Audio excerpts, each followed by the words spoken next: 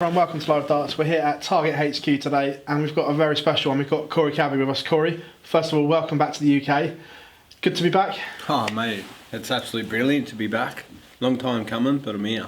What was it like getting on the plane to fly over here? Excited? Nervous again like it was the first time? Yeah, to be honest I wasn't really nervous, but I wasn't really looking forward to the long journey, obviously on the plane, but yeah, touchdown was nervous, very nervous. I say, last 18 or last 12 months has been a real waste of a glittering career. So is it important for you now to make up for lost time as quickly as possible? Oh yeah, of course. That's my plan, whether I was here 12 months ago, whether I had these issues or not. But good things come to people that wait.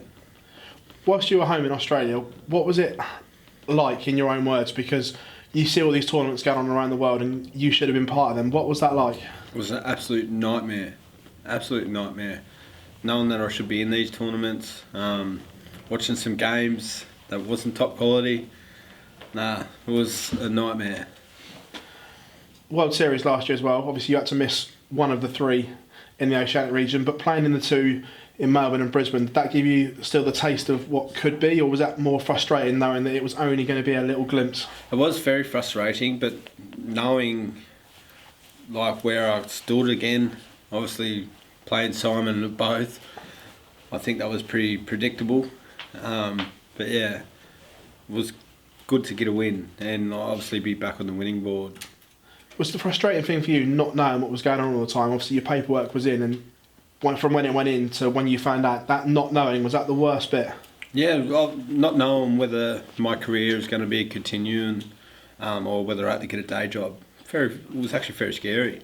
Had you made plans for the worst case scenario, that if you couldn't get your visa, had you got the day job sorted out, or did you always believe it would come good? Nah, always hung on to that little bit of string, mate, that it was going to come through.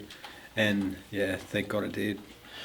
Obviously as well, with the sports and management company stable you're in, you're a very tight-knit team. Did they help you in these times as well? Because I know like Glenn would always text you and Dimitri and things like that. Was that a real inspiration and a real help to you? Yeah, they're like family. They all basically sent their messages at different times when it actually needed. But yeah, knowing that I'm back, to be honest, the last time that I was actually happy was when I was back over here. So yeah, it's good to have them around and being a marvellous team. Talked about the happy thing there. At your lowest point, did you ever think about walking away from the sport? Most definitely. Like proper serious, or was it just am I going to do this, or was it a real thing that I could just walk away from darts? To be honest, there was a point. Obviously, if my visa didn't go through successful, I don't think that there was a lot of different options in my mind. There wasn't like a proper schedule from what I was going to do if it didn't go through, but there was thoughts in my mind whether I'd just throw the darts in. We saw when you went back over, you played on the Australian circuit again. You won the first 6 in a row. Was that almost, I'm not being disrespectful to the Australian players, but was that almost a little bit too easy for you, coming from what it's like over here and you were competing and winning events here to then going back? What did you find it a little bit too easy? Yeah, most definitely. I was there to prove a point. Absolute nothing but a point. But yeah, it was definitely completely too easy to what the standard is here, yeah. Did you then get a little bit complacent because obviously you played in the first 6 and then you were like, watching it on the streams, you didn't have that same edge to your game. Was it a little bit of complacency on your part?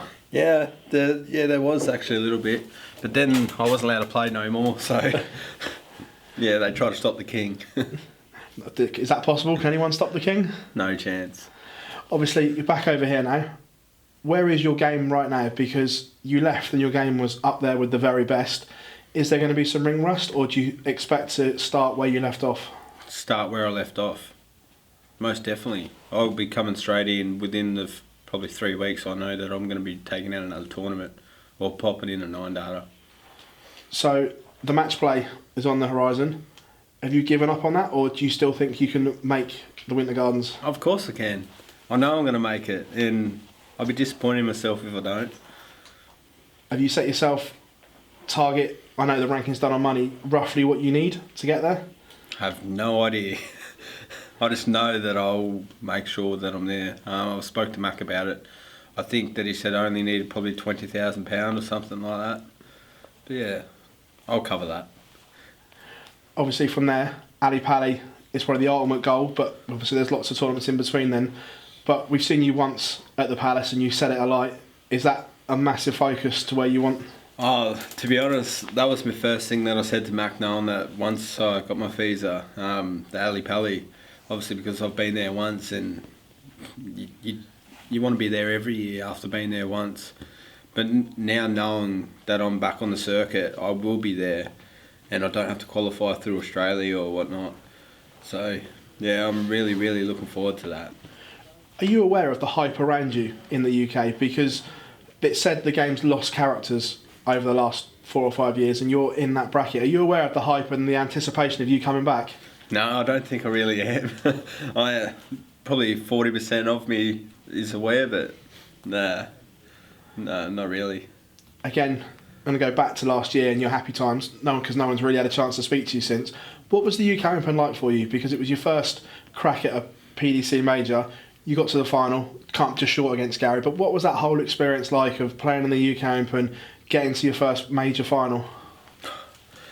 To be honest, I've never actually sat down and actually really thought about it. But it shows to me that I didn't really perform my best in the final. I did perform obviously better in the previous matches to get to the final.